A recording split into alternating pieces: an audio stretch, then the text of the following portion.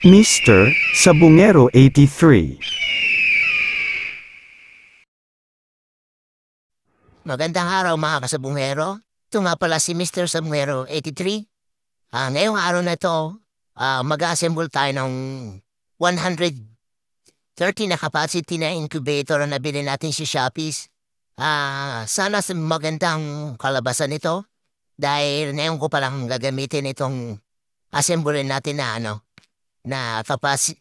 incubator. Napakalaki pala nito na 130 capacity. Ang kagandahan pala nito, pwede siya sa kahit na mawala ng kuryente, pwede po siya gamitin yung mga battery. Dual power siya. Kaya sundan niyo na lang po itong video kung ito kung order kayo. Kasi may mga capacity sila, pwede mga 20, 60. Itong nabili ko pala, napakalaki pala. 130 capacity na pwede. Kaya ito na po mga kasabungero, sundan po natin. Hello mga kasabungero, ito pala yung order natin sa Shopee na 100 capacity na incubator. Ito po yung size niya po, 67 by 18 by 62 cm. Napakalaki po nito. Ito po yung nilalaman ng kanyang incubator. Ito po yung para sa space. Ito po yung gagamitin natin mamaya. I-assemble natin. At ito po yung nilalaman niya. Ito po. Gaano kalaki? Ayan. Ito po ang nilalaman ng incubator na 130 capacity. Yan po ang nilalaman niya. Napakalaki pero i-assemble pa natin ito. Yan. Ang kasama niya. Ito para sa pag mag-hatch na sa ilalim, ilalagay. Ito yung ilalagay natin sa ilalim. Ito yung sa side.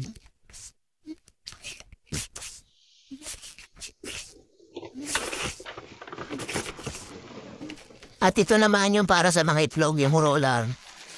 Automatic na kasi ito para automatic na iikot. I-assemble na lang natin yun. Tapos, ito yung kasama ng isa para sa tray ng dalawa. Ay, apat siya. Apat lang na ito. I-assemble na lang mamaya.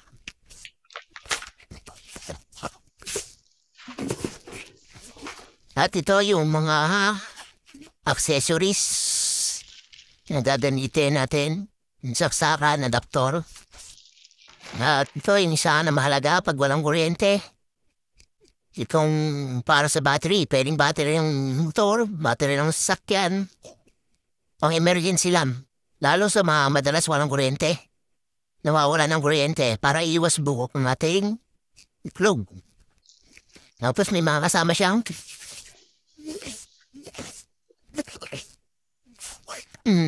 ito para sa tubig, tatlo ito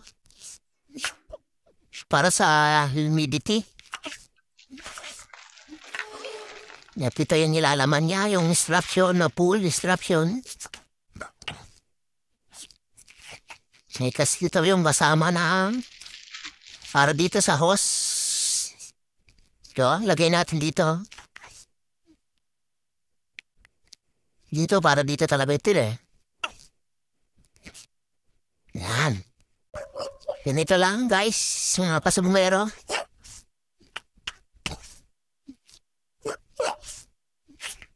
At ito, tatlo ito.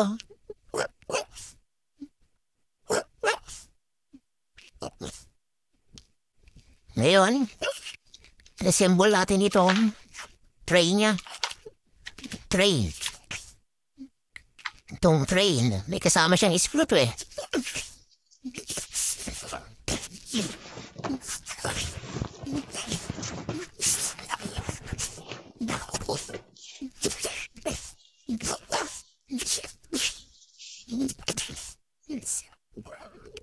Ito po yung tray kasama niya.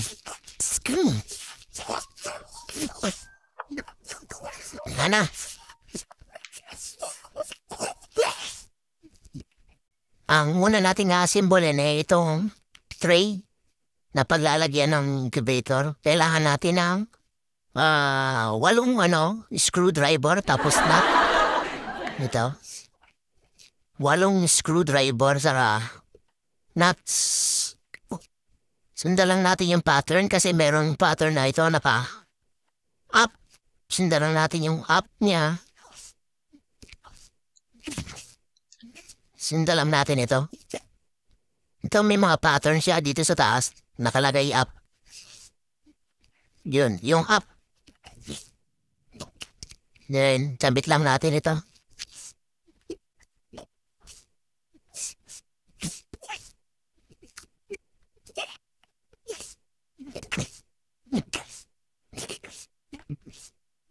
Sundan natin.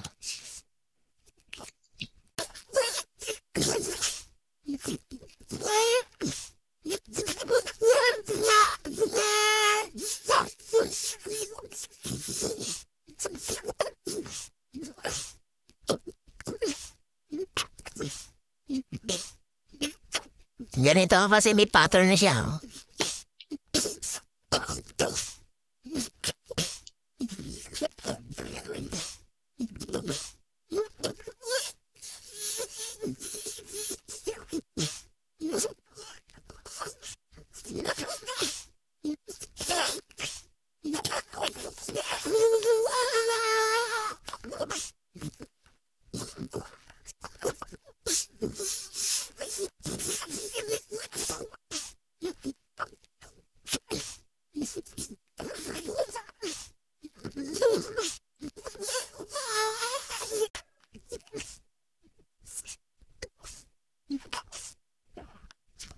So, yung side 1.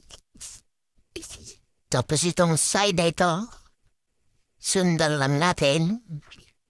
Para hindi tayo malito mamaya. Madali na ikabit. Iwasan natin para hindi masira itong ginagawa natin.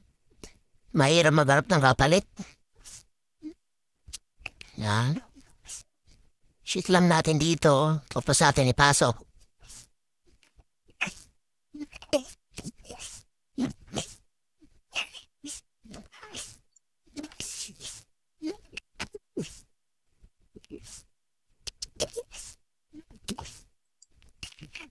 Naigpitan na natin. Yan.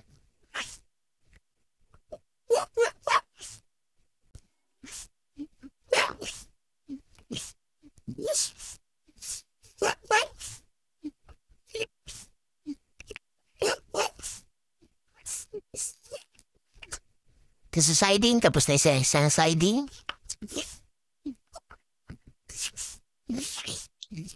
Iwasan natin para hindi siya masira. Yun, tik na masira.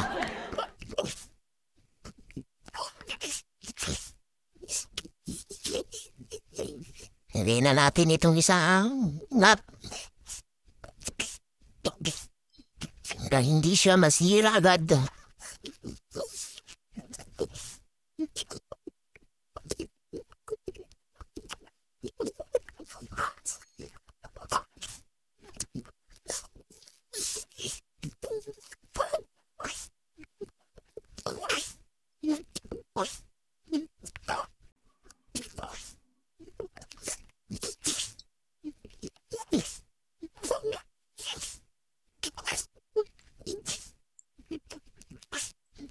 Madali lang naman siyang i-assemble kasi meron naman siyang instruction. Susundan lang natin. Pakno natin para hindi na siya masira. Di ba di 8 screw ang ilagay natin? 8 screw tapos 8 nut. Para pag-lock. Yan, ganyan lang.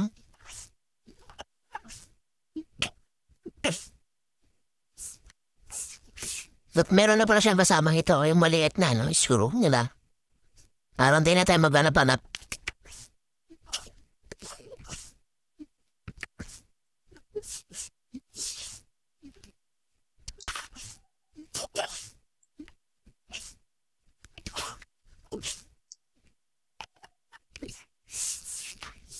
Yan, tapos dito sa isang side.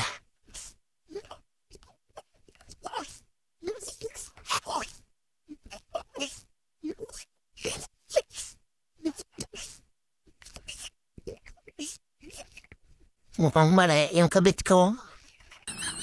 Yun, mali na nga. Ito na nga, sasabi ko, mali yung kabit ko. Kasi hindi nasundan yung pala yung araw niya. Oh my God. Ulit na naman tayo, dito tayo sa kabila. Mali eh.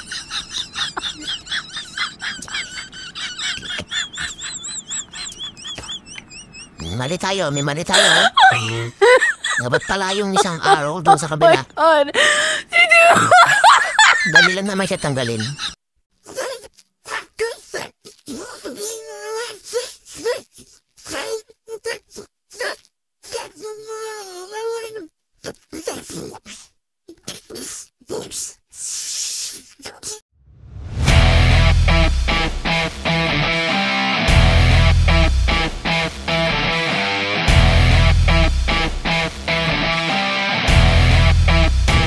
Tigbitan lang natin para hindi siya, no? Ito na yung PS product, no? Ito yung sinasabi ko na araw. Sundan lang natin kasi lahat yan may araw naman siya pa-up. Yan, ito yung finished product. Then, madali na ito, ilalagay na lang natin dito. Itong frame, itong pinakana niya. Katawan. So, pagbubuksan natin ito, dahan-dahan lang kasi meron siya nakakabit dito sa sa loob. Ito, ay wala pa pala, hindi. Hindi pa nailagay. Ito yung mga kasimpungero yung nilalaman ng incubator na ito. Napakalaki. Sindan na lang natin. Ayan, ganyan. Kita ba? Ito, mga to. Roller. Para dito sa elevator. Itong ito. Parang bearing niya. Dito sa may arrow. Sundan lang natin itong design na ito. Madali lang naman siya. Nailagkabit natin, no? Ito lang. Araw itong roller niya. Then ito lang. Sakto na to sa mga pangmanok. Mga kasabungero. Ito pala yung nilalagay. Pinapasok lang dito. Para pag gumigot yung ating yung roller niya.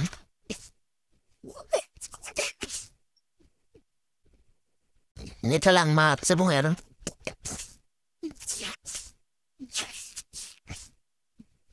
Ito lagi dito sa may bandang baba.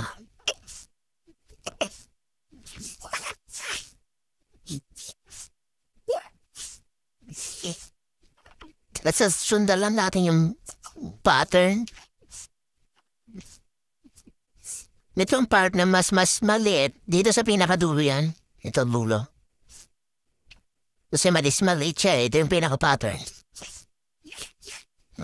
Itong dito lang sundan lang natin.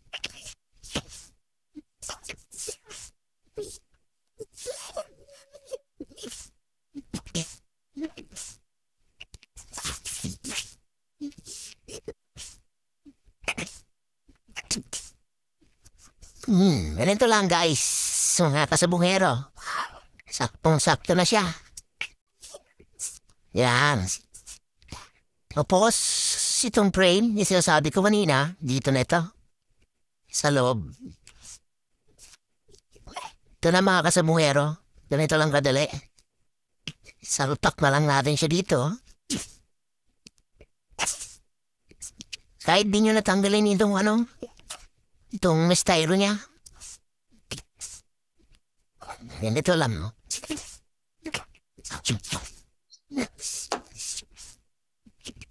Ganyan lang. Tapos itong frame na ito, ay itong net na ito,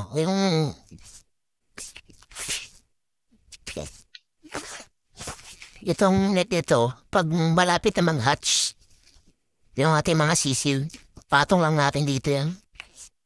Para hindi na sila, no? Magkalat dito sa ilalim. Ganyan lang, ha?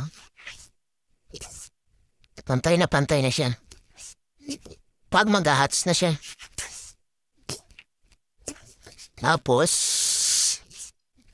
wala. Ang setup niya. Ganito lang. Napakadaling i-assemble. Tapos ito yung sasalpak natin na ano. Wire niya. Yan. Ito na siya mga kasabungero.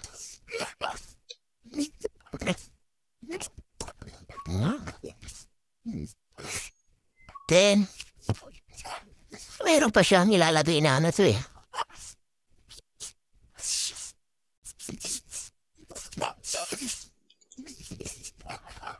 Ito lang, dapat medyo napalak siyang maigi.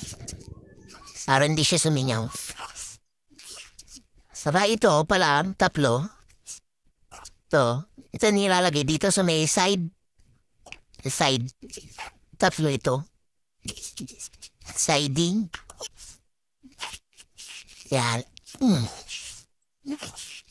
Yan dito. Side. Siya. Ito para dito. Itong tatlong ito para dito.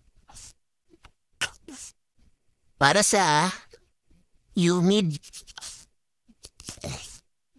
humidity na ano, incubator.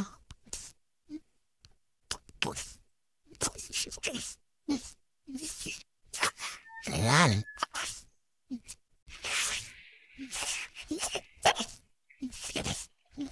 Tapos kailangan natin itong tatlong bottle. Itong bottle para dito sa may ano. Dito sa may itong ano para sa humid. Kahit maliliit, malalaki, pwede naman.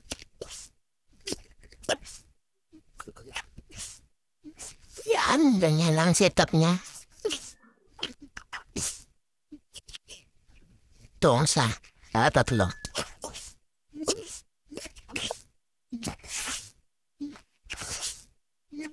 Ito ang kanya symbol. Ayan, kailangan natin na natin ito. Ito, yung sapsakan na ng ano, adapter na, incubator natin. Ito para sa kuryente. At ito yung para sa ano, pag nawalan tayo ng kuryente. Para sa battery. Ay, incubator. Ito. At ito lang ang ano, incubator natin. Hindi pa siya nakaset. Ayan na siya. Yan. Ito na yung nilalaman ng incubator natin. Na 100 capacity. Ang laman niya. Ayan, napakalaki. Napakalaki para sa mga backyard breeder. Pero sa mga malalaking farmalit lang ito. Pero sa mga backyard, napakalaki nito. Yan na po yung finished product na ating incubator. Maraming salamat mga kasabungero. Hanggang sa muli po.